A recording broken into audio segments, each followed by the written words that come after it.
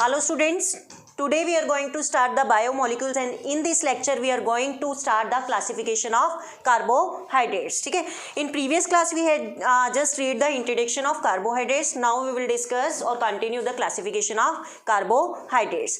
So firstly you should know about the carbohydrates. You have already discussed these are the optically active polyhydroxy derivative of the aldehyde and ketones. ठीक है, तो basically classification of carbohydrates में first है on the basis of functional group. तो functional group आपने carbohydrates में कौन से दो पढ़े हैं? तो मतलब ये दो पार्ट्स में डिवाइड हो जाएंगे. That is a polyhydroxy aldehyde and polyhydroxy ketone. Clear? आप पॉलीहाइड्रोक्सी अल्डिहाइड का एग्जाम्पल क्या हो सकता है? That is glucose. अभी आप पढ़ के हटे हो क्योंकि इसमें क्या होता है? अल्डिहाइड ग्रुप होता है. ठीक है, और पॉलीहाइड्रोक्सी कीटोन का एग्जांपल क्या होता है? फ्रक्टोज, क्योंकि फ्रक्टोज के अंदर क्या होता है? Ketone group. इनके स्ट्रक्चर्स हम बाद में डिस्कस करेंगे कैसे होता है. Clear? Next, on the basis of sweetness. बेटा स्वीटनेस के बेसिस पे कार्बोहाइड्रेट दो टाइप के होते हैं. एक कौन सी होती है आपके पास? शुगर एंड दूसरा नॉन शुगर.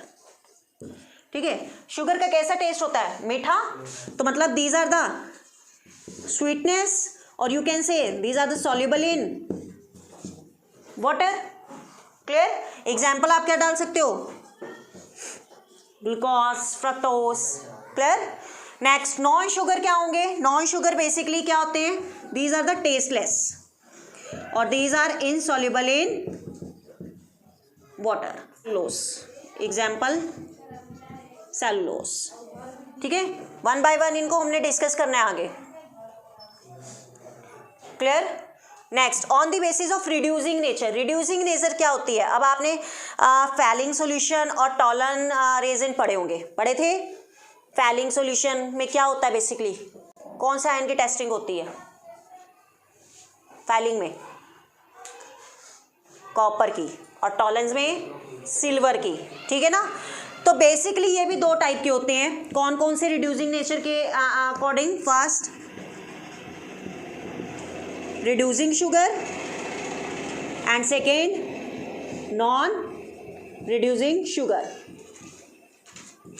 reducing sugar का मतलब क्या है? जो रिड्यूस कर देंगे कौन से रिएजेंट्स को? बेसिकली फैलिंग सॉल्यूशन और टॉलन रिएजेंट्स को. क्लियर?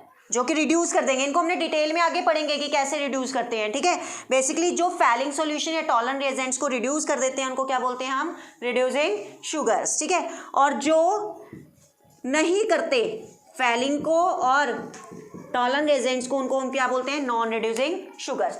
बेसिकली जितने भी बेटा मोनोसेक्रिहाइड्स हैं जैसे ग्लूकोज हो गया, फ्रक्टोज हो गया, माल्टोज हो गया, लैक्टोज हो गया, वो सारे के सारे क्या हैं? रिड्यूसिंग शुगर्स हैं. ठीक है, बेसिकली एग्जाम्पल आप डाल सकते हो डेट इज ग्लूकोज. ठीक है, इसमें आप एग्जाम्पल डाल सकते हो that is starch, cellulose. These are the non reducing sugar. Clear? करो नोट डाउन फटाफट. हाँ जी, नेक्स्ट है on the basis of number of carbon atom. Number of carbon atom कैसे? जैसे 3 हो गया, 4, 5, 6. ठीक है, अब 3 के लिए हम क्या यूज करते हैं? ट्राई. 4 के लिए टेट्रा, 5 के लिए, 6 के लिए हेक्स. ठीक है, 5 के लिए पेंट, 6 के लिए हेक्स. अब बेटा अब यहाँ पर क्या बात आती है आपके पास कि अगर आपके पास क्या है? On the basis of number of carbon atom और आप किसकी क्लासिफिकेशन पढ़ रहे हो? कार्बोहाइड्रेट्स की. ठीक है, तो कार्बोहाइड्रेट्स में बेसिकली जब हम डिस्कस कर रहे थे दो ग्रुप आ रहे थे, एक अल्डिहाइड और दूसरा कीटोन. ठीक है, अगर आपके पास 3 कार्बन एटम है और साथ में 3 कार्बन एटम है और साथ में क्या है? अल्डिहाइड ग्रुप लगा हुआ है. अगर 3 कार्बन है और साथ में क्या लगा हुआ है? अल्डिहाइड ग्रुप लगा हुआ है, तो आप नेम कैसे दोगे? अल्डिहाइड के लिए आगे क्या यूज करोगे? अल्डो. ठीक है, जैसे आपको मैंने बताया था ना ग्लूकोज, ओज लगता है. ओज मीन्स शुगर, तो यहां पर भी क्या लगेगा? ट्राईओज. अल्डो ट्राईओज. अगर 3 कार्बन है प्लस कौन सा ग्रुप लगा हुआ है? कीटोन ग्रुप लगा हुआ है. बेसिकली अगर 3 कार्बन है और क्या लगा हुआ है? कीटोन ग्रुप लगा हुआ है, तो उसका नाम क्या दोगे? बेसिकली कीटो ट्रायोस. 4 के लिए क्या दोगे, अगर एल्डिहाइड ग्रुप है एल्डो टेट्रोज, ठीक है, और 5 के लिए एल्डो पेंटोज, 6 के लिए एल्डो हेक्सोज। एल्डो हेक्सोज का दूसरा नाम क्या है, ग्लूकोज, क्योंकि 6 कार्बन है। क्लियर। अगर ऐसे ही आपके पास 4 में कीटो वाला आ जाए तो कीटो टेट्रोज, नेक्स्ट कीटो पेंटोज, कीटो हेक्सोज, ठीक है। अगर मैं इस 3 कार्बन वाले का स्ट्रक्चर बनाना चाहूँ एल्डिहाइड के साथ, तो मेरे पास फॉर्मूला कैसे बनेगा, जनरल फॉर्मूला क्या था, CHOH, यहाँ पर N एंड CH2।